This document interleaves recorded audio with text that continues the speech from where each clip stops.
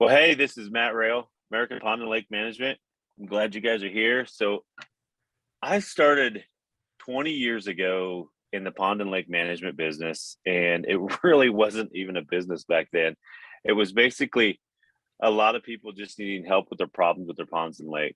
I am in central Indiana. We are a lake management company. We do all things lakes. Well, what does that mean? That means that if you have a nuisance vegetation issue, we come in and take a look at that, control it, sometimes even eradicate it if needed, if it's an invasive. It, does it mean that we work with fish? Yeah, absolutely.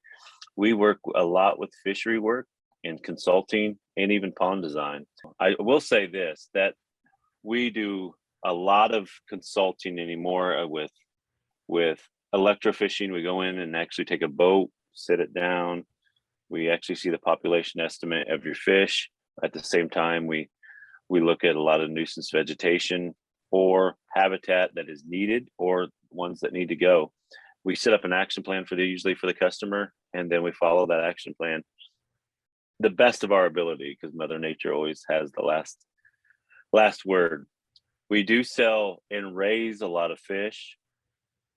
I would say that we do have 22 fish hatchery ponds, and then also an indoor facility that we can raise some fish inside, which we raise red ear, we raise bluegill, catfish, largemouth bass, walleye, yellow perch, and of course the wonderful hybrid and native bluegill sunfish. So all those are we raise those. And why do we raise those in our hatchery and our indoor facility?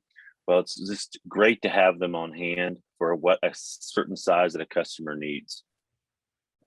And it allows us to be a little more flexible on when the stocking needs to be done. For instance, if it needs to be done before the fish was to spawn or be this correct size for it to go in that year to get into the recruitment cycle, then we have the products that we need on hand. If you were going to ask me the words of wisdom, do you have it, about pond stocking? And if you were going to think about, having their pond stocked, I would say the words of wisdom would be just don't pull up and just grab some fish from anywhere thinking that you need to stock.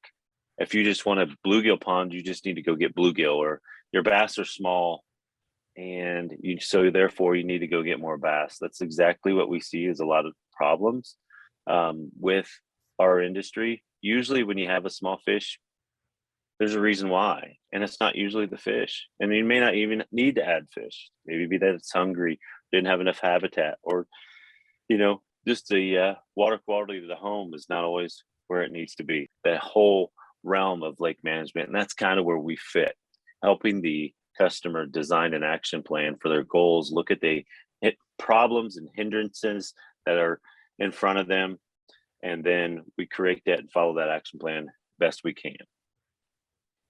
The best part of running a business is just being outside with people and little people about ponds and lakes. There's something just purely spiritual about them that,